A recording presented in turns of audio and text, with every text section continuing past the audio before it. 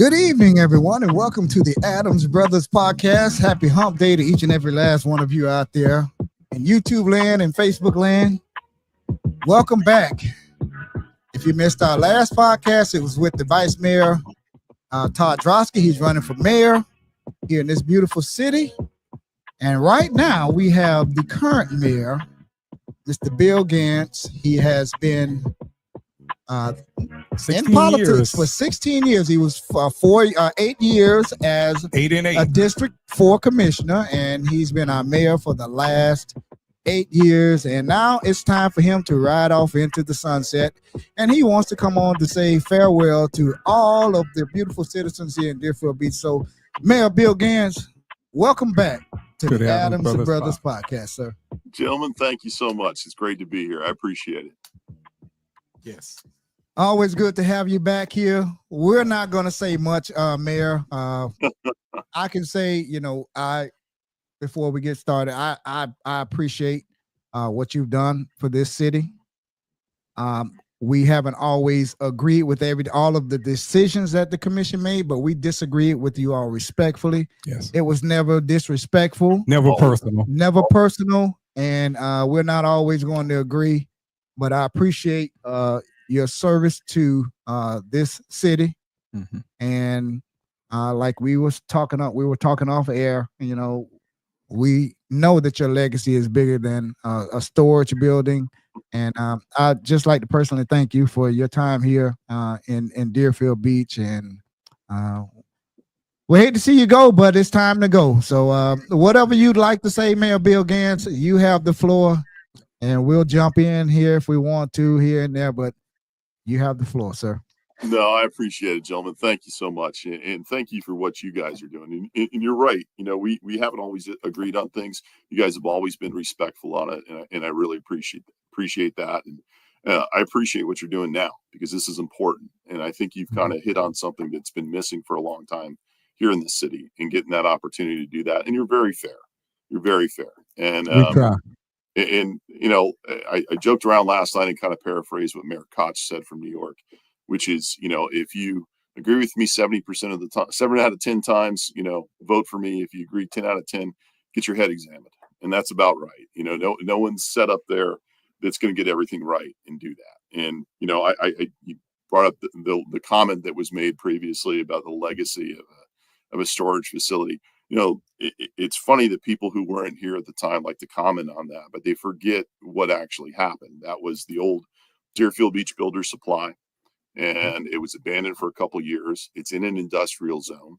The owner came in and asked the city, before I buy this property, what's the zoning? What's allowed? Can I put a storage facility there? And they said, that's what the zoning is. It's allowed to go in there. And he came forward. That vote at the time was 5-0, including Ben Preston, who was commissioner at the time. And the reason it was 5-0 is that if we didn't allow it, we would have been sued in a Burt Harris Act, and that would have been a big problem for us. And because we were trying to put in Pioneer Grove, and we were trying to halt all development, well, we did that right after the gentleman purchased it. So it wasn't fair to him. Now, 2 years later, when it was being built and Gloria Battle was in office, they came before us because there was some abandoned easement that was there. And they wanted, what we usually grant on that, what we do with any project at that point that it's that far along, that when some of those little slivers of land are there, we turn that over. And that's what we did. Now, Gloria was the only one that voted no, but that was kind of, while she had to write the vote that way, it would have been problematic for us. We would have ended up in a lawsuit. And it was a 4-1 vote on that. And people say that, oh, well, we have storage facilities everywhere. 16 years in office, there's been 2 storage facilities built. And the second one that was built after this one was years later. And I wasn't the swing vote on that. That was Gene Robb. So, it's always funny that people like to bring that up, or people who actually weren't here and commenting or around when those things happened. But I'm pretty happy and proud of what we've accomplished in 16 years. And it's been an interesting path. It's been a long way to get here. I think about who I started with, and when I first came into office, 2 years of sitting in every single commission meeting, just watching and learning and figuring out what was happening. And, it was the times of Steve Gonot, now Capolini were running at the same time I was running. We know how that happened. But, it was Peggy Nolan, Sylvia Portier, Joe Miller, myself, and Marty Popelski. And that was a long time ago. And, it's been a heck of a ride. I can tell you that. And it's been my honor to do it for all these years. Yeah. And like you said, it's an honor to have you served here in this city, and we know it hasn't been easy. You took a lot of shots up there as being the mayor of this city, and I always tell you, you have to have broad shoulders when you're the mayor. Some people may think it's warranted, and like again, you just have to have broad shoulders, and when you're in politics, people are paying their hard-earned money, their tax dollars. They're paying their taxes, and they have a right to, to voice their opinions. But you have, like we were just saying, you have to do it respectfully. With taking the cheap shots at the mayor and the commissioners and the staff up there. That's not the way to go, and that goes both ways. From the dais as well. So, if you're just joining us, we have Mayor Bill Ganz here, and he's going to be riding off into the sunset here. He is term limited out. And like I said, he's been the commissioner for 8 years, and he's been the mayor for 8 years. And I don't know. What are your give plans? us some of your achievements? Actually, Yeah, I see people in the don't chat know you asking about. Yeah, but we'll get to that. But tell us about some of your achievements and some of your proud moments that you spent. 16 years is a long time to give to a city, and you don't give. I don't care what no one say. You don't give 16 years of your life. You gotta care about. You gotta care to give 16 years, because it's not about the money, because we know the money is really small here as mayor. So just tell us about some of the highlights of your 16 years as mayor, some of your greatest achievements here that was accomplished here as mayor. Well, starting 18 years ago and starting to go to meetings, and the whole reason I did is because, it started with a cell tower over at Villages of Hillsborough Park. They had sold the property without notifying public property, an actual park, sold it to a private company to have a telecommunication tower put on it. Giant 60-foot telecommunication tower put in the backyard of all these homes, and no one was informed about it. There was no public meetings at all. And that's the way things were back then. For us to get a copy of our budget, I remember I used to have to go in and do a public records request and pay $45 for them to print out the budget for us to review it come budget time. It was different times. It wasn't the same as it is now. There's people that talk about, well, there's not a lot of transparency. I don't know how much more transparent you want us to be. I mean, everything's online. We're one of the few cities that still do our meetings that people are allowed to phone in. They don't have to show up at City Hall. Right. They can actually come in on Zoom and do that, or whatever technology we're using. But that's just kind of allowing that to happen, putting things online. I remember you talk about criticism. I remember when we first got iPads, people were throwing a fit because we spent $200 for each commissioner to have an iPad. We used to walk in with a stack this big of our backup material printed on paper that would a few small forests worth every commission meeting. And those things have changed. But if you look at what we've done over the years, I look at things like this pier renovation we're doing right now. This is the first one we've done since I've been in office. Remember the old wooden pier that was there, the little diner that was there in the front that has changed and morphed into what it is, and is now going to be renovated again. I look at things like Sullivan Park. I look at, I'm very proud of that. I happened to run into someone from the ULI and met someone from the Urban Land Institute on a plane trip to Tallahassee. And we got talking, and we brought them in for the first time to the city of Deerfield Beach, and they helped us plan and create what is Sullivan Park, which is a jewel of our city, and people all around other cities were calling it Boca Raton. Everyone said, how did you guys do this? This is amazing. And it was complicated. And that was extremely complicated because not all the property was owned by us.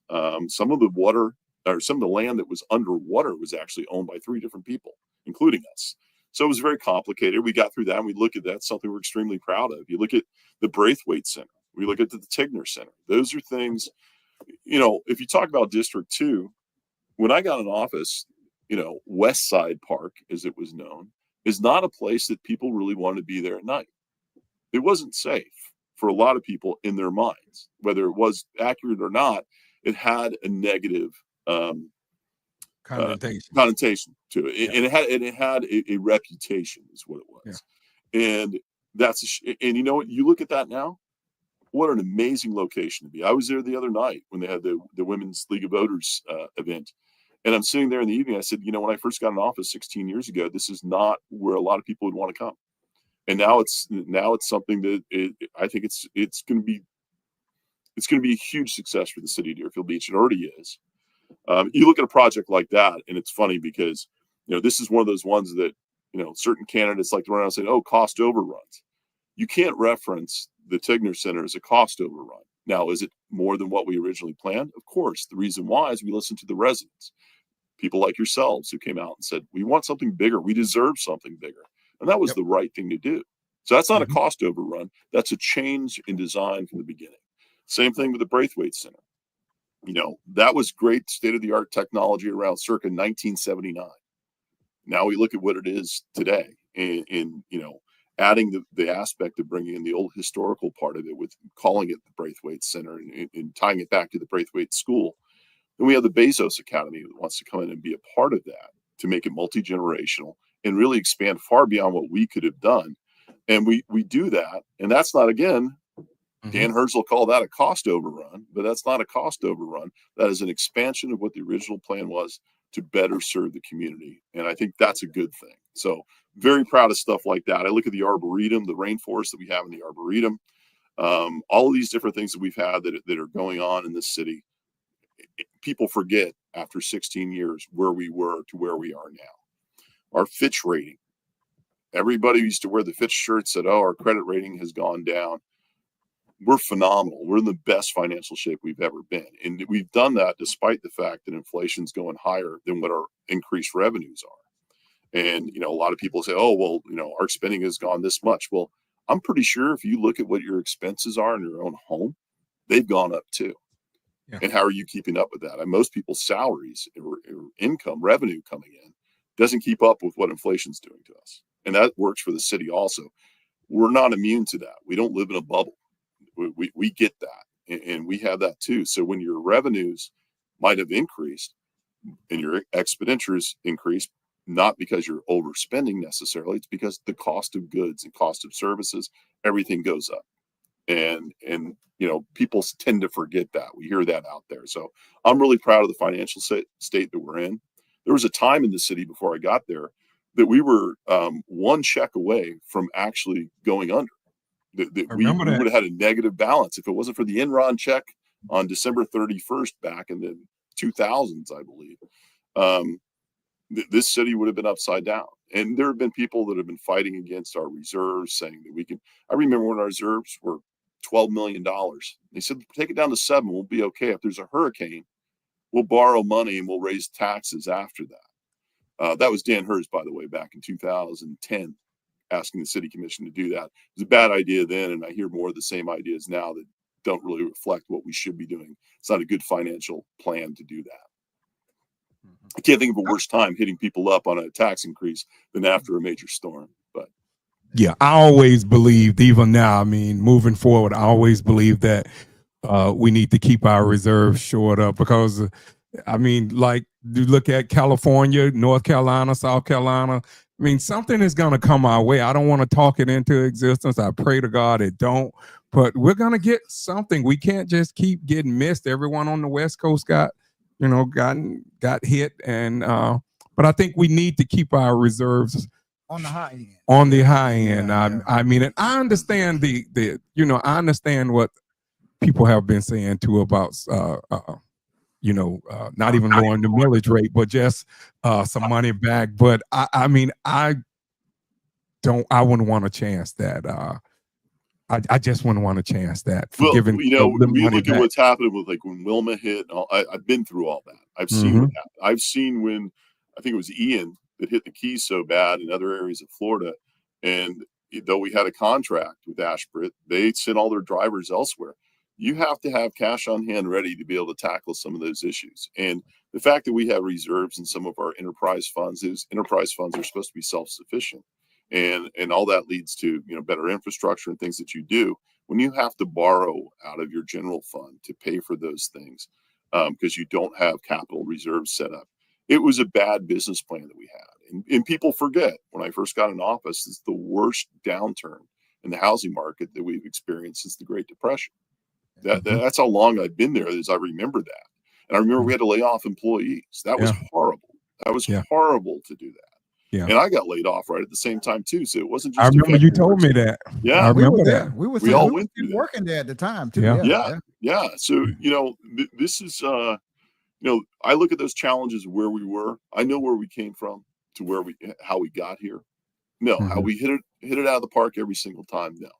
Are there things I wish probably done differently? I can tell you things that I've done that I wish I had handled differently. And you and I have had discussions, Wayne, that haven't gone the way that I always, and that's my fault more than yours and how I approached it. But I think the one thing that I've tried to learn as to go along, first off, I don't suffer fools very well, and you're certainly not a fool. But so I am somebody that has no problem calling someone out. But I think what ends up happening is you sometimes are so passionate about what you do that it gets carried away, that you're not always presenting yourself in the way you should sometimes. And there are times like that I've done that over the years, for sure. But I'm still, I am who I am. And I don't hold back. I'm a pretty straightforward guy, and that all isn't always what people want, but that's what they get with me. Right. Yeah. Looking back, you'll get a straight answer. You won't like it. You might not like it. Well, you know what? I mean, I think every time you talk to someone, I mean, I believe you're supposed to give a straightforward answer. I mean, I don't know what else a person, if I talk to you, I want you to give me a straightforward answer. I don't want you to beat around the bush. I'd rather for you to tell me exactly what's what. So I'll just know. I mean, just for my information. I don't want no one just playing around. Just be straightforward with me. That's all I ask for anyone. Yeah. I'm sorry. Go ahead, Daryl.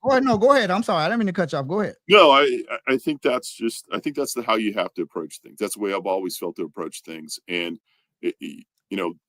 Wayne, I know you've got a future in this, in doing this. And I think the best way to approach it always is if, however you end up voting or whatever you say, I always try to use the facts. I wield that as a sword on whatever my argument is or pushing for something. I use those for that. And if you're straightforward with people, they might not like what your decision was, but at least they can respect it. And I think if you start making decisions, which you're making them for the wrong reasons, you're going to have a hard time later to try to defend those. I can defend pretty much all my decisions that I made over the years. I'm not saying that they were always the right decision. But at least they were ones that I believed in. The fact. I think you froze up, Mayor.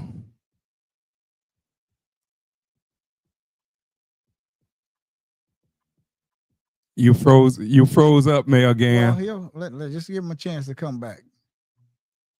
If he doesn't, he'll go out and come back in. If you're just joining us, we're joined by Mayor Bill Ganz.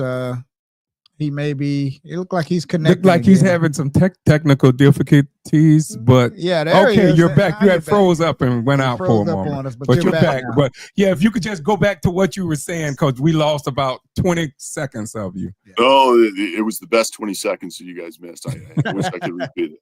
No, look, the bottom line is, I think if you make your decisions, if you're doing them for the right reasons, you can defend them later. Whether they're right or wrong, whatever that might be. If you make those choices and you make those votes, and you can defend them later, then that's the best you can do. You have to be, if you do them for the wrong reasons, you're not going to be able to defend them later. And that's what I've always believed. So, you don't make a vote because it's politically convenient. You make it because it's the right thing to do. And those are the kind of decisions that, whether people like them or not, or understand them at the time, those are the kind of decisions you need to make, and they're easier. It's the best way to go about it. And if you do that, that's a good thing. And I'll definitely take your advice. I don't have no problem taking anyone advice moving forward politically. I like I say, I want to run here. I think it's all in God's perfect timing.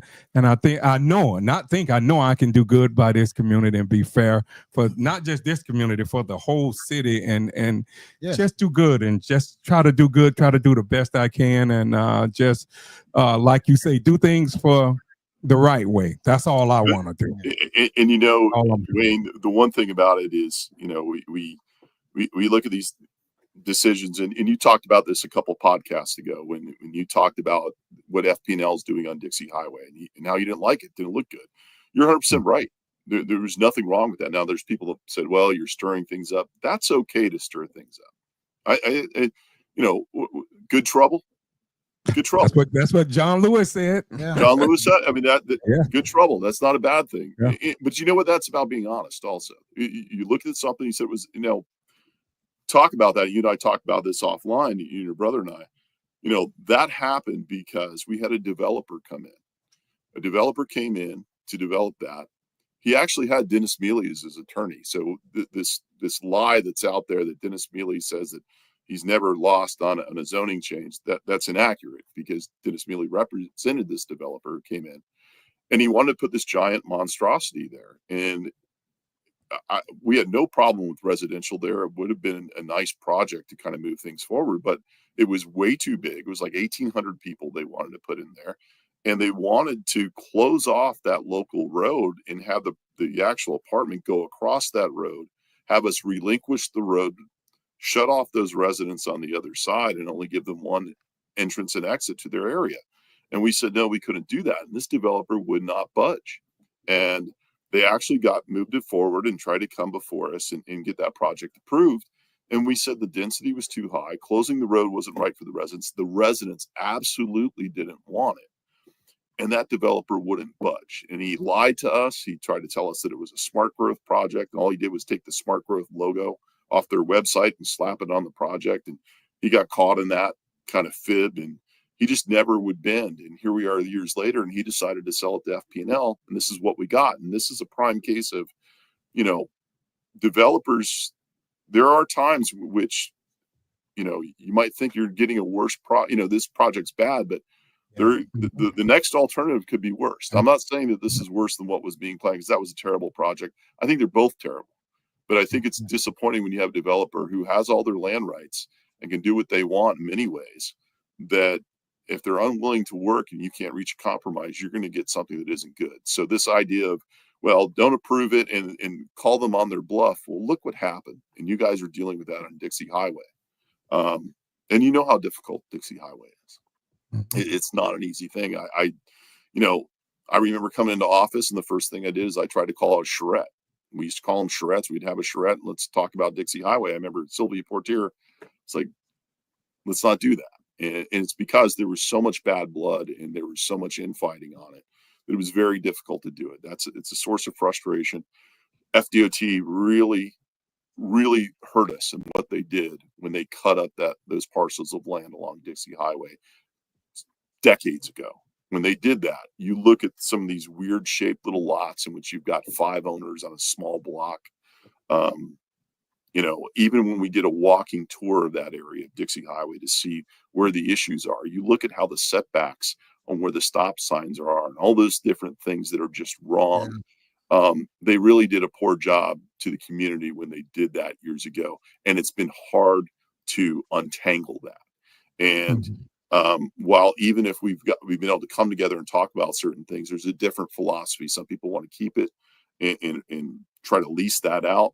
A lot of developers don't want to have that deal. You can do that when you have really high-end valued land, like in Baltimore and DC, where they've done that. Those are usually waterfront areas in which the developer knows no matter what, this is so desirable, I can still get the bang for my buck on it. So it's complicated and it's been frustrating. That's one of my great disappointments of leaving office, that we haven't really been able to move the needle there. And that's frustrating.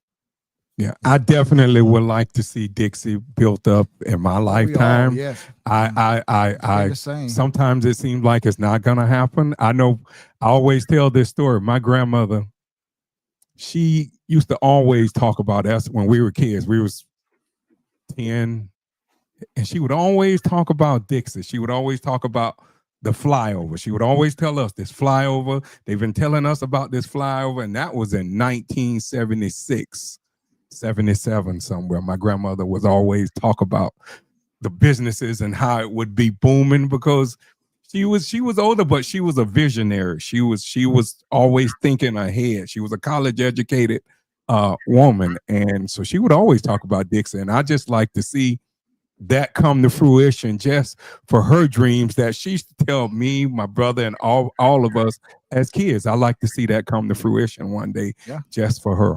Right. I think just for all of us. I mean, that is the central core of the city. I think that's a great opportunity there, and it's been frustrating on that. And I hope that we can come up with something that works. I mean, imagine if the city had come in and said, we're going to take some of this land to try to stimulate some development in there, and we're going to put in, even if we did an amphitheater or something like that, the mere fact of the city going in and taking land to try to put this together would be the wrong move. That would not be something that anybody's comfortable with. It has to happen organically within the community and the homeowners and or the property owners. And I think that is where it becomes very difficult. And I think that's what a lot of people were saying, that, you know, they were kind of scared that the city would come in and use that eminent domain to take the property and pretty much do what they wanted to do. So it's been circulating for a long time that the city is going to come in and take your property, and those are just scare tactics for the most part. I haven't seen that happen. Me either. I've never seen it happen, and I can tell you right now that's not something that's even discussed. I mean, to even talk about eminent domain is just something I know that happened to my great grandparents years ago when they had farmland, and the highway came in, split their farm, put their pond on one side and the cows on the other, and that was it. And here's your money, and they destroyed it. So, you know, I don't think that's something you see very often here nowadays. Now will see some buying of property and different things that happen, but eminent domain is a scary thing, and that's not the answer over there. Yeah. But you know, you talk about things that we're proud of. I look at like Brandhilda Richardson Memorial Park that we did there, stopping that development that was going in there. And I remember I talked about it last night. Miss Williams standing up, saying my grandmother's buried there, and I had never heard at all that was a former cemetery, and I knew it then. I voted against that, and 2 weeks later, they hit a casket. First bulldozers in the ground, and anybody who looked at the imaging from back in the day, I looked at it. I said, "Well, you've tested these areas, but what about these things that look like little bumps?" I mean, I'm a fisherman. You look at a Lawrence, you know, it tells you where the fish are. I go, something seems wrong here. Sure enough, as soon as they put a bulldozer in the ground there, they hit something, and we had graves there, and we were able to do the right thing, and make it something that we're pretty proud of there, and just right a long time wrong, which is, I think, my dad has two sisters buried there. Yeah, wow. My dad had two twin sisters, not twins with him, but they were older than him. That's buried right out there. So my grandmother, we always knew, Mel, that was a cemetery, because as like I say, my grandmother, she was always talking to us. She made sure the history that we knew. God knows she always made sure that we knew the history of Deerfield Beach, and she always would talk about her two daughters that were over in the graveyard over there. So she talked about that for the longest. And I don't know if you ever remember. Well, I don't know if you saw the podcast where it was maybe a couple of years ago, when I was working for the city of Deerfield Beach. We were putting in a fire hydrant right on the corner of Southwest 2nd Street and Martin Luther King, just east of Martin Luther King. If you're going east, it's that first fire hydrant there. And like Wayne was saying, our grandmother had told us about our loved ones buried out there. And I believe it was my great grandmother. Her name was Rachel Adams. And she was buried out there. And back in those days, you know, they didn't spell very well. And they had made a headstone out of whatever, it was some concrete or something. And when they got rid of that old cemetery over there, they bulldozed all of the They just bulldozed all of the headstones, and then they put them in a truck, and they took them over to where the Bernard Adams Municipal Complex is right now. It used to be a big tree there, and they dumped them, a lot of them under that tree, and we saw them when had we were all the working headstones there. all of the headstones there, and nobody ever knew what happened to the headstone. So I was over there putting in a fire hydrant one day, and I was the only one in the hole, and I was down there digging, and I had taken the old fire hydrant out, and I had a shovel, and I was digging, and I hit something really hard, and I was like, what is this? And I reached down and I picked it up, and it was an old headstone. Oh my! And then I got it, and I got a little brush, and I cleaned it off and poured a little water on it, and lo and behold, it was my great grandmother Rachel Adams headstone. That they had put it up under the fire hydrant and used it as a thrust block. True story. It's a true story. I called Miss Sylvia Portier. Media came out. The media came, and Gwendolyn Clark Reed came out there, and a lot of people were denying that it was an old cemetery, that it wasn't, a cemetery, and we knew it was a cemetery there. And again, here it is, so many years later. Out of this whole big city, this whole world, I'm putting in a fire hydrant, and I pull out my great grandmother's headstone. Wow! And I never got a chance to keep it. Somebody from the city came and got it and took it away, and I never saw it again. I would have loved to have kept that. That's unbelievable, and it just that tells you something. That was a little message from somebody that you found. Yeah. Well, I see someone's trying to have revisionist history of that, trying to say that there was a reason we had to vote. No, what they forget is actually it got voted to approve to be developed. Gene Robb voted as the swing vote on it. I voted no, she voted for it. And sure enough, we were right. And the people that voted for it were wrong, and they had to right that wrong because that development started. And, but that's the real history. And most of that stuff's pretty, one of the nice things about technology, you can find all that stuff, and hearsay doesn't hold up to facts. So that's always fun. You've been in politics for 16 years, and you voted on a lot of projects. You voted on a lot of issues. If you could go back and change one vote that you like, I shouldn't have voted on that, way back then. If I can have a do-over, I would change my vote. If there's one, I think I know what he's gonna say that you would change, what would that be? Well, there's actually two that I can think of because I've been thinking about this. I thought about it last night. 16 years in office, you get all these different things come forward. A minimum of about 3,500 different items over 16 years that I voted on. Minimum 3,500. And there's two that I think of that I went, kind of wish I had that back. One is a difference, and I talked about it last night. It's a difference in philosophy that I came to years later. And that was, I originally said that we're not going to name anything after anybody who's passed away, unless they passed away. Anybody living is not going to have anything named after them, because the fear was that they might do something that would stain the legacy of it. The city would be embarrassed. They would have to take the name off, and that would be a terrible thing to do. And that had happened in Coral Springs and a couple other areas. So that was my policy. So when Willie Ford, Pastor Ford, we were going to do the naming of the trail near this church, came before. I'm the only one that voted against it, and I voted out of principle in that theory, not against Pastor Ford because he was great. But I said no. And to this day, when you go in that church, which I kind of consider my church because I do go there from time to time, when you go in there, you'll still see the proclamation and you'll see how the vote is. And that was done on purpose to say, here's a reminder. And I did vote against that. I changed my philosophy on it for this. And we did that for like people like your father. We just did with Peggy Nolan. And the reason why was this, and I think you guys said it beautifully, was let them enjoy the flowers while they're alive. And I was trying to do something to prevent what was a very small percentage of circumstance, like the complete outlier of the situation. I was looking at the small chance of negativity that would do no one harm except a little embarrassment. It wasn't putting anybody in danger or anything like that. The city may have been embarrassed. Somebody did something. That is such a rare occurrence.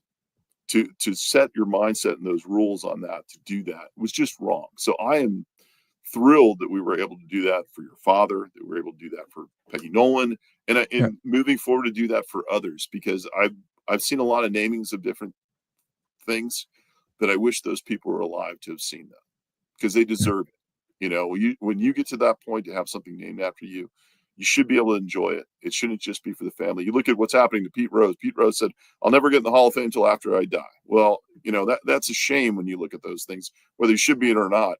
The bottom line is when you get honored like that after they're gone, it's a shame. And I'm glad I was able to kind of look at that differently and change my position. There's another one that I voted on that I kicked myself. It was a toss up at the time, and that was it was a good thing, I guess, at the time, and turned into a bad thing later. But I think it was my vote on who we gave the restaurant to way back when we renovated it the first time 10 years ago. That's one that I said, nah. In hindsight, that's one I probably would have done a little bit differently, but because we didn't get what we were promised, and it obviously turned sour years later, and that's a shame. But yeah, those are some of the ones that you look at and go, yeah, I wish I had a different philosophy. I know better. You know better, you do better. So, you know, naming things after people, I think is the right thing to do while they're alive. Yeah. Also, Mel, thanks for that, for sharing that with us. Also, I was just wondering, because I noted it down in my notes. Even the other night at the Central Corridor meeting, I kept hearing, just in the study groups, I kept hearing everybody, you know, just talking. Everybody was in the study group talking, and people would come up to you and talk. And they asked me, they were just asking, not me, but they were asking about why wasn't the property owners asked, were they willing to sell before moving forward with, I guess, the Central Corridor meeting. And I just wanted to know, I don't know if that's true or not. I just wanted to ask. And I heard that we had the vice mayor on early, and he said those same sentiments too. Were the property owners ever asked before, like we got to everything with the Central Corridor, with the meeting the other night, which was very productive? Got over 50 people, so I thought was very good. But what was the property owners ever asked, was they willing to sell before we even move forward with everything? Well, I think obviously that's a question that's going to need to be asked, but it should have happened ahead of time. Yeah, absolutely, it should have. I think one of the things that's happened over the years is we've had attempts. I worked with Sylvia Portier right before her death, and working with Ms. Stubbs and and having that group and trying to talk about how do you approach things with the owners. And there were different, you know, camps that felt differently about it. I think you do need to survey the property owners and say, what do you envision for it? What are your plans for it? What do you want? Number one. And then you can say, okay, I've got 50% of them want to sell or willing to sell. Other ones aren't going to do that.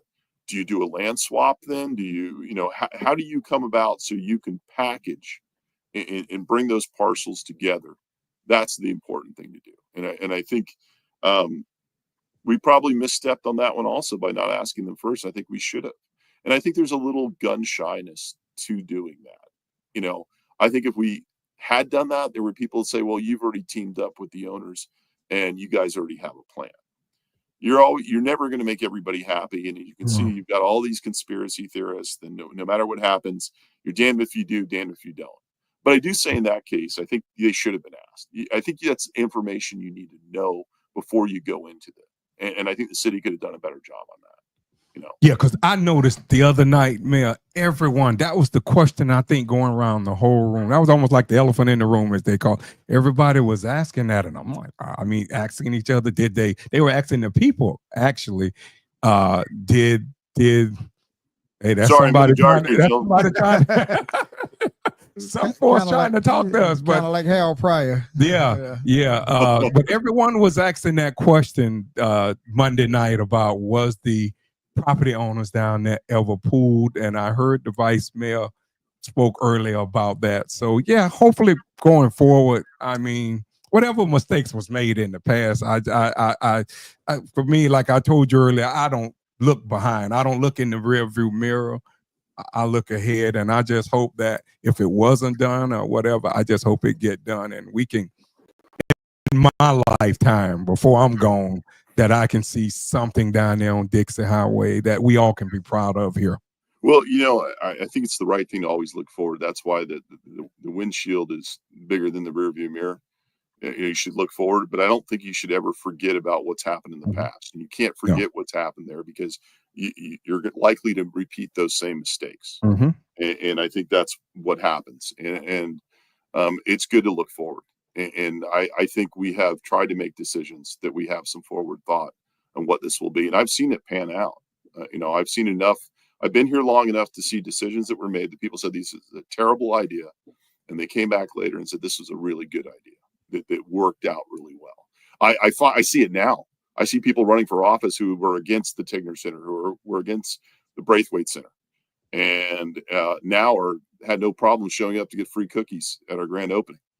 But I remember where they were at. I know what positions they took, and I knew the shots that we took as a commission to do that because it was one of my priorities as mayor coming in and said, we need to kind of uplift some of our things. And we did all those things in District 2, by the way. We did all of those in District 2. A lot of those projects that we did, we other areas of the city didn't get some of those improvements because we knew that there were areas that had been neglected in the past, and we wanted to be able to do it and do it right. And I'm so glad we did. Very, very, very proud of that.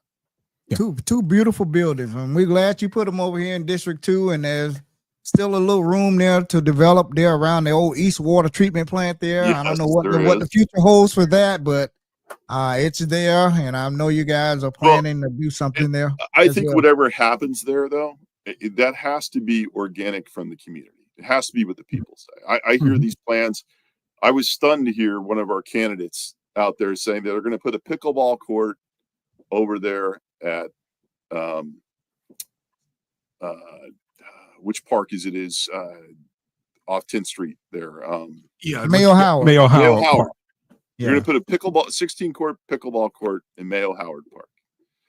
This is a park that we've already talked about getting a big boost and an uplift because of the new project that's going in across the street. I can tell you right now, those residents haven't exactly been asking us for a pickleball court there. You've got no parking, and you're going to bring in one of the most popular sports out there. I have nothing wrong with adding pickleball courts in the city of Deerfield Beach, but I have a big problem taking over that entire park, which is a neighborhood park where people go for birthday celebrations. They bring their kids here. That's a neighborhood park. Doing that and putting that there and taking up that entire park, I was aghast that would be the idea, because I can tell you right now the community had no input on that, and they would not be for that, in my opinion, based on everything that we've heard over the years, what goes on there. So I think that was just, I look at that, and it's amazing how people can be so tone deaf with their own ideas of where things should go. It needs to come organically from the residents, and I think that's what needs to happen. Yeah, and I think we need more pavilions over there because a lot of people like to rent. And when you come over there, it's really like just one pavilion. Better so I bathrooms, think, everything. And there's 12 parking spaces. Exactly. No parking. No parking. Yeah. Can you imagine 16 pickleball courts there with as crazy as people are for pickleball? What would happen to that whole area? To me, it's a very poorly thought out idea, and I can tell you the residents are going to not like that over there. No. Yeah. Where I walk at in the morning, and I'm serious, I be up early in the morning taking me a good long walk, and let me tell you, by 8 o'clock, it's packed up. It's packed at the pickleball. 8 o'clock in the morning. Yeah. I wouldn't have never thought that. I'm serious. But I see the crowds of people 8 o'clock in the morning. 8 o'clock in the morning, Mayor. So it's extremely popular. Like I said, I don't think anybody's necessarily against the idea, which is why we've tried to change some of our tennis courts and line them up to be pickleball courts. But I think it's all where you put it. I can tell you, we all agree that an amphitheater would be nice. Now, we have a little stage at Sullivan Park, but it's not an amphitheater. And it doesn't have to be something big. It needs to be scaled to where it's at. But it depends on where you put that. And you have to have buy-in from the community and work with them on that. And I think, Pioneer Park could be an option, but you also have to look at how does that affect the surrounding neighborhood? What does that do? You could put one out west. You could put one in the central corridor, anywhere. Imagine going over to the Cove and saying, hey, we've got a couple empty lots here. We're going to tear down these houses. We're going to put an amphitheater in the middle of your neighborhood. I've got a Well, feeling the reaction's not going to be very positive. right. And depending on where that sound is being pumped Mhm. out towards, it's not as simple as people Right. think, as we know. Yeah. Right. And Has to be in the right place. it is. It does. And but I think there's a way to go about doing that. It's tough these days now to try to build consensus and do these things because there's so much misinformation. As easy as information is to find now, it's amazing how many people won't commit the time to educating themselves and seeing all sides of the issue, and really will take just two words that have been put up on Facebook or somewhere. And I know that's the format that we're in. We're on Facebook now, and there's Mhm. positives to that, but And YouTube. you know, but I said it last night. I said it at the Black Heritage Dinner. It's a soapbox for cowards in many ways, and people Yeah. will take two little segments that they see on something or strip something down to a complex issue, and not put in the time to really fully understand it. And it's hard to build consensus when you have that. And I think once you actually get with somebody, you have a real conversation, you explain to them some of these things. Most people will appreciate that and understand it, but it becomes a lot more difficult when you have certain people that like to spread misinformation. Right. And you see it, and it's something we talked about. We've talked Mhm. about it. Is that the negativity that you see, and just really what's now evolved into nothing but pure blatant racism, and hatred that people have. We talked about this before with, you've got people that are, when someone posts on our city Facebook um, posts that are advertising the Black Heritage Dinner, and they say, well, I'm not going to go unless there's a white heritage dinner. That kind of ignorance and hatred, I have no patience for. Yeah. And, No room and for that. there isn't any room for that. And this is not, it doesn't represent who we are. And we've talked about it. I talked about that night. We also can't dwell on it. It needs to be called out. It should never just be brushed off and make that acceptable. It's the broken window theory that if you have a broken window in a place and you just allow it, that becomes okay that broken windows are allowed in this area. When comments like that are posted online, it's tough for us because our staff has to deal with it, not so much our elected officials. But as your mayor, I want to call that kind of thing out. And when I see that, I wanted to. Our city attorney said, well, don't. But I want the people to know that we see that, and I'm not afraid to confront those types of people and call them out for it. And when I saw that, it was painful to look at that. It was actually infuriating. And, you want to call those things out. And when I see someone posting those things, I tell people, look, we can get angry, we can get really hateful, but you got to focus on the positive also. Irrelevant people are going to do those types of things. There's so much good in the city. Focus on the positive and move forward. But like I said, don't forget, know their names, know where they work, know who they work for.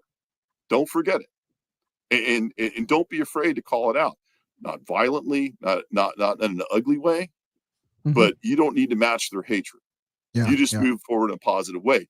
I am disappointed to see that the person who posted that, who I know has a criminal record for being arrested for hitting people. I think the last person was over the age of 65, female, Wow. in his work capacity, had to plead guilty to it, post that online.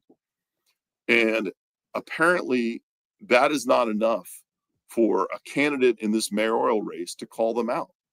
Why hasn't Dan Hers said, hey, supporter of mine who I allow you to speak on all of my little Facebook pages that I post on, I will delete other people who criticize me, but I'm not going to call you out publicly. Go rip your sign out from that person's yard and say, I want nothing to do with you. You don't represent who I am and what I am. And not seeing that is stunning to me. And, as the mayor, I'm not afraid to call it out, but I also don't want to dwell on it. There's so much positive. Just when someone does something like that, you just keep spreading the love in our community and doing that. That's not what doesn't represent Deerfield. Other people might be okay with that and okay with them being representing them out there in the public, but I wouldn't be, and I'm not. So we move forward.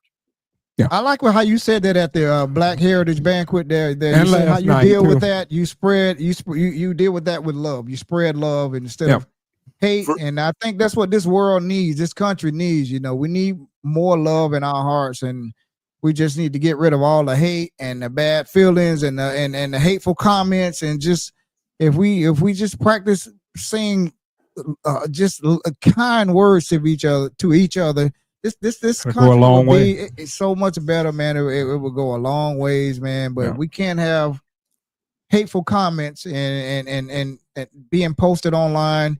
And I call those keyboard cowards. You sitting there behind a keyboard somewhere in the world and you're posting comments.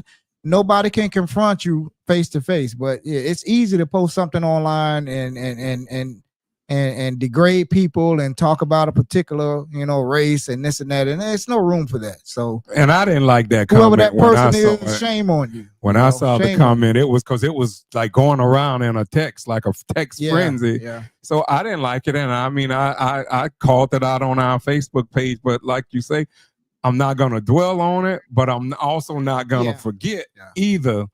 I don't know the person, never met them. And I said on our podcast that, if you feel that way, don't come. No one's going to miss you anyway. Yeah. Look, think about this. Think about that email chain that people were spending time on, saying, have you seen these hateful comments? We got worked up about that as a community. I spend time with staff. How do we deal with this? You guys know me. I want to call it out. I want to go online and blast them. And, our city attorney is not the best way to approach it. But that time that was wasted, that time could have been spent figuring out how do we come up with a fundraiser for the Packer Rattlers? Yep. How do we do something with our beach area? How do we do something with our parks out west?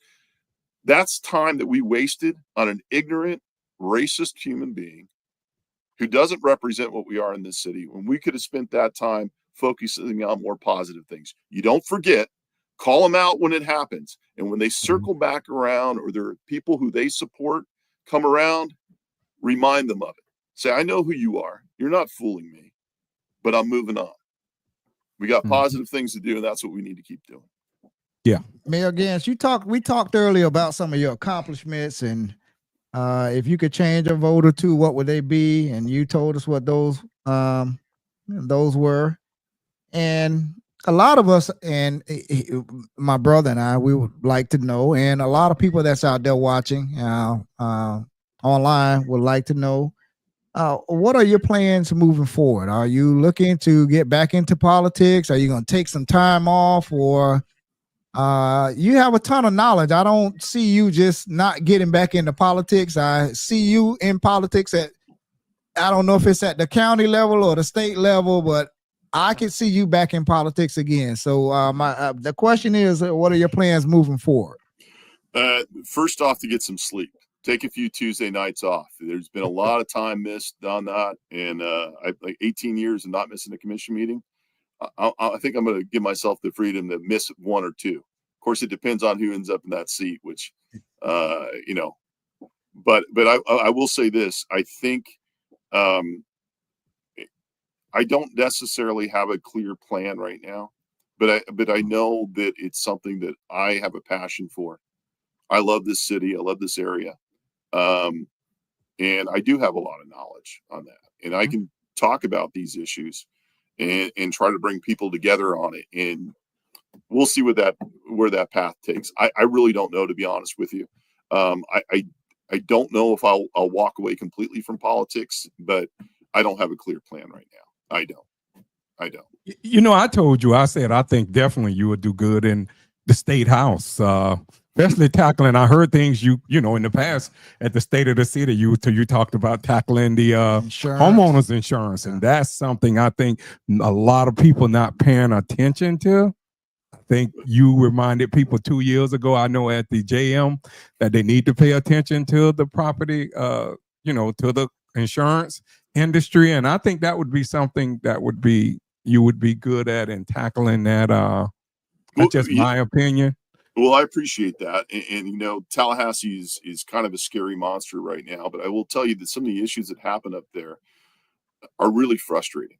And the insurance, I've been calling residents who I've known over the years just to kind of say goodbye and say thank you for the experiences I've had with them. You know, there's a lot of people over the years. I called this one couple.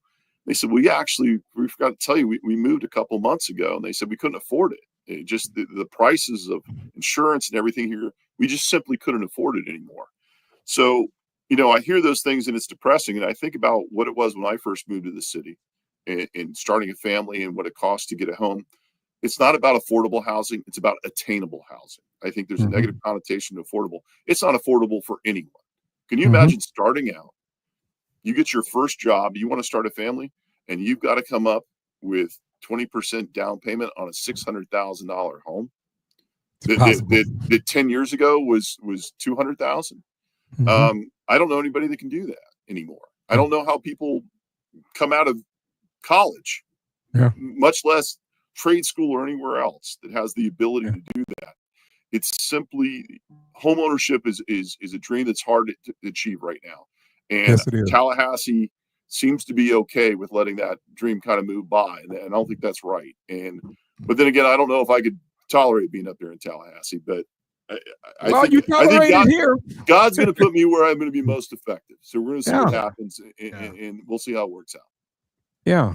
But you know, we need some people, you know, and I don't care about party affiliation. I know we spoke about that before. You know, that's not a thing. As long as you fight for the issues and the people, that's what I think people see. When you do right by the people and you fighting for the people with the right issues, people always gonna notice that. They're not gonna. They'll pick. Some people gonna pick up R and the D, but you know, just I believe you would do better there. It's one thing, you know, we talked about it with the parties. I'm not a big party person because I think there is good and bad ideas on both sides. Right. So I think the problem is when you have to be loyal to one side and it doesn't match up for something that's good for both sides. You know, you're not doing right by the people. And I think that's where Tallahassee and higher up has gone. That's frustrating for us. I love nonpartisan because I've never met a pothole that's a Republican or a Democrat. Just like, let's just fix it. You know, we haven't always done that right, but we've tried.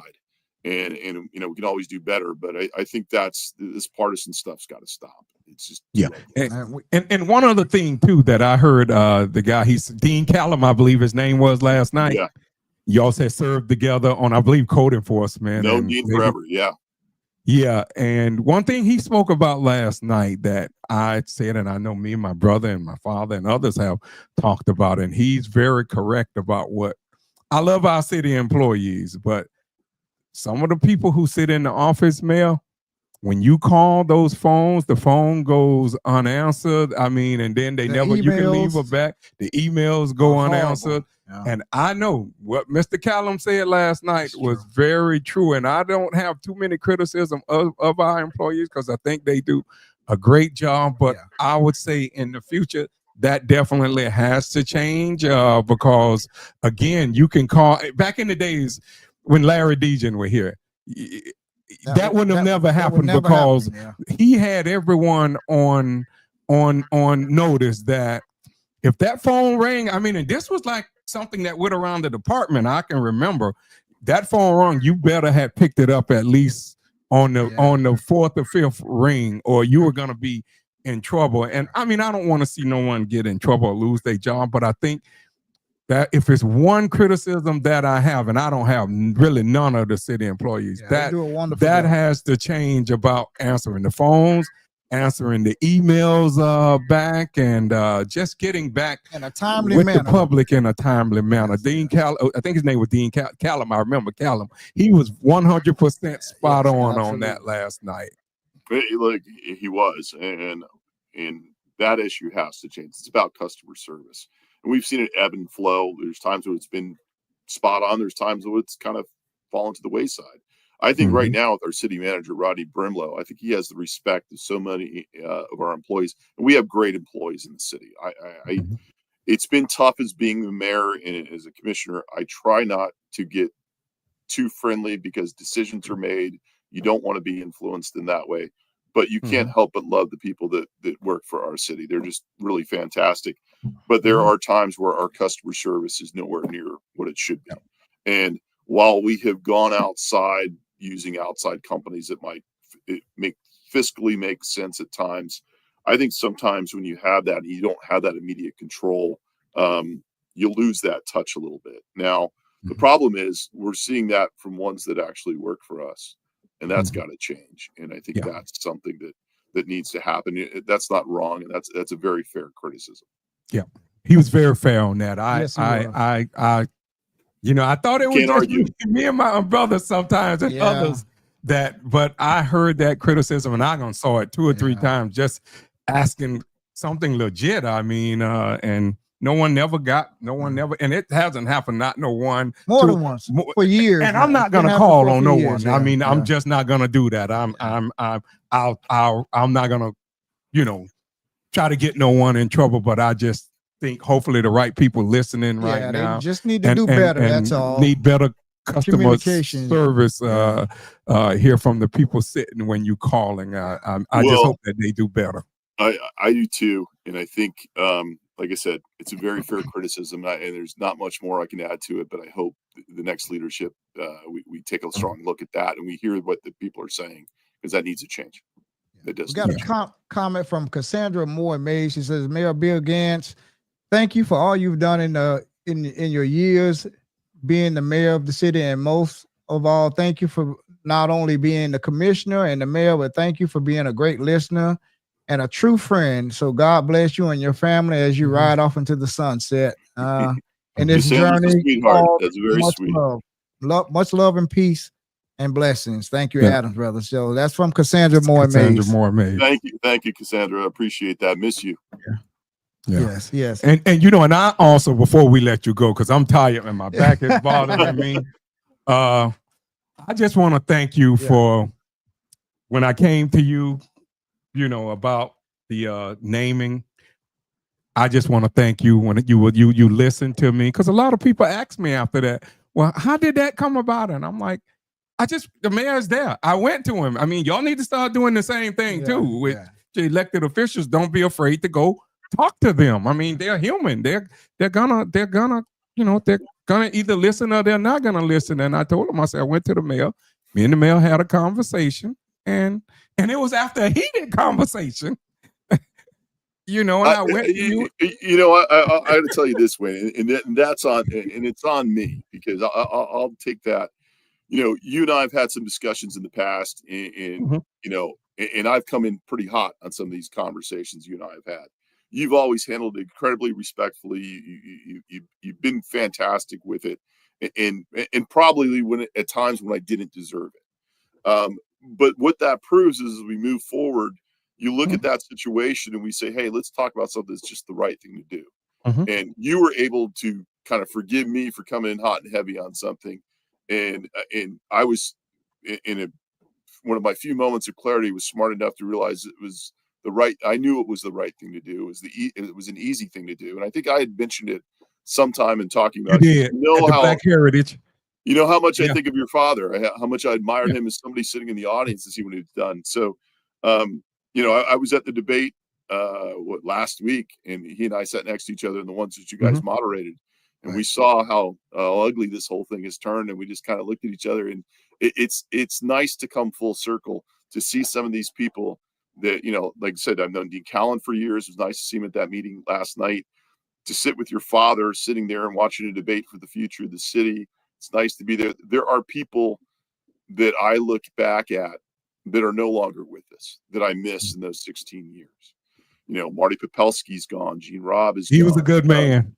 Miss Robb was good. Both of them was good people to me. People forget Gene Robb and I actually used to go to commission meetings and just sit there, and that's how we got to know each other. We were actually very, very friendly, and things kind of turned sour. But Gene was somebody, despite our battles, I did respect Gene. But Sylvia, I had a wonderful relationship with Sylvia towards the end of her life, and I was so happy about that. I look at these people that were there that are no longer with us. I remember going to games and seeing Mr. Charlie. We talked about Miss Vellamina. We talked about, guys like Al Nero, who would call me if something was going on in the community. John Chikarodis, officer we had down at the beach, is a good friend. Carolyn Mitchell, one of my biggest angels in the city of Deerfield Beach, who, she used to be part of code enforcement with BSO. Yeah, she was with the old Deerfield Beach Police Department back in the days when we were kids. Yeah. When we were kids. Long time. She's an absolute angel, and probably somebody I miss her so much. And I see these people over the years that have been there for us, Joan Maurice and all these people that come to meetings, Barbara Miranda, remember the raging granny that would show up every commission meeting. All the time with the patriotism. Yeah. She was all about patriotism. She would do these things. Yeah, Barbara, I remember her. It's just, you look at people like that, and then I think about Ada Graham Johnson, and then I think about Mickey Gomez and these employees that we've known over the years. So many more that aren't with us anymore. And I think about that, and there's a lot of things that have changed, and it's nice though to have some of it still come full circle. And let's see the Packer Rattlers come back. I cannot tell you how joyous that was to leave on a good note, knowing that that's been restored in the right way. And that's the kind of stuff that makes me feel okay about walking away after 16 years in office. I feel we're on the right path. I hope the right person gets in office in my seat. And I really believe that that's critical for a city, and I hope people get out and vote. But I think when you go to those debates, you look at how the certain supporters act and behave. You look how others do. I think it's pretty easy to say, who do you associate with more? And I think that's sometimes the big differentiator in all this. Yeah. Now, and like I said, I just wanted to thank you again for what you did for my dad and for my family. I know thank you for sharing them with us. Thank you for sharing them with us. Thank my mom. Thank her for sharing them, because it drove her crazy over the years. But she didn't like it. She wanted him to retire. But yeah, just thank you for everything that you did. Like I say, for my family. My dad was overcome with emotion that night. I only saw him cry a few times when that was in death, but I saw him that night when everybody was there in support for him. Mel Nolan, Dan Hurst, everyone. Everybody was there, they were there. So everybody, and I was glad for Mel Nolan. I want to say that too. I like to get Mel Nolan, if you listening, I want to get you on our podcast to talk about your naming of the aquatic center. So I just wanted to just thank you for that. And I hope whatever you do in your endeavors in your life, you be very successful and good health. And I just wish you just good luck in whatever you do. God bless you. Thank you, my friend. And you guys can call me anytime. And Wayne, your future plans, you got my support. So whatever you need, let me know. Yeah. Thank you. Keep doing what you guys are doing. This is really important. This is what you guys are doing is really important. So anybody out there, feel free to, I think there's a little Cash App thing or something like that. It's on the screen. It's on the bottom of the screen. It's on the bottom of our screen. Yes, I see that. I see that going by, and I hope people do that, because it's important what you do. It's important. Thank you. Now, Mayor, before we let you go, you're on your motorcycle. It's all warmed up and everything. You're putting you got your helmet on, and you're getting ready to ride off into the sunset. So before you ride off into the sunset, your final thoughts to the citizens of Deerfield Beach that's watching this podcast right now. This is a fantastic city, and it has been my honor and my privilege to serve all these years. Thank you for giving me that opportunity and allow to do that. Keep positive, keep moving forward. This is a fantastic city. There's a lot of great things, and make sure you put the right people in the seats where they need to be to help lead us in the future. But thank you. Just thank you. I am so grateful. So grateful to all of you. Thank you so much. Yes. Thank you. Well said. Well said. Thank you, Mayor Bill Ganz, for your 16 years of service here and office here in the city of Deerfield Beach. Thank you for all you've done. And you work for the best team out there, the Miami Dolphins. My whole family, Miami Dolphins fans. Well, I actually work. One of my many part-time jobs is I work for the NFL, not the Dolphins. We have to be impartial. Technically, my paycheck's from the NFL. Okay. All right. Okay. I would love to work for them one day. But when I'm not working, you know who I'm rooting for. There you go. The Miami Dolphins. Thanks, gentlemen. Mayor Thank Bill you. Ganz, You have thank a you so good much night. for your God 16 bless you, years guys. of 16 years, as the folks. mayor and the commissioner. Thank you so very much, man. We appreciate you. all you've done Appreciate for it. this city. Good luck to you and your future endeavors, and good luck to you. You can still come on our podcast anytime That's right. you get ready. If you want to run for office here in the future, just call us up and we'll get you on. You got it, gentlemen. Thank you so much. God bless. Mayor Bill Ganz, thank you. Good night, sir. Good night.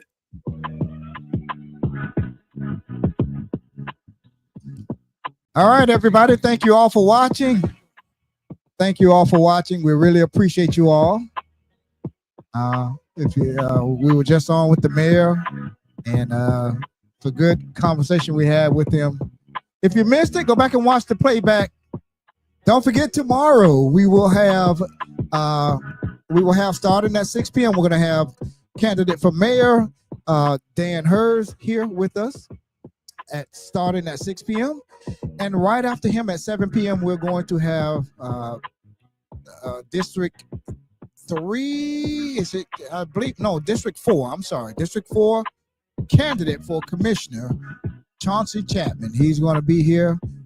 He is a write-in candidate, and he's going to be explaining why his name isn't on the ballot and everything tomorrow. So don't forget to join us. Thank you all for rocking with the Adams Brothers podcast. We'll be back here tomorrow at 6 p.m. sharp, and we'll see you all right here on the hottest podcast here in South Florida. Thank you all for watching, and good night, everybody.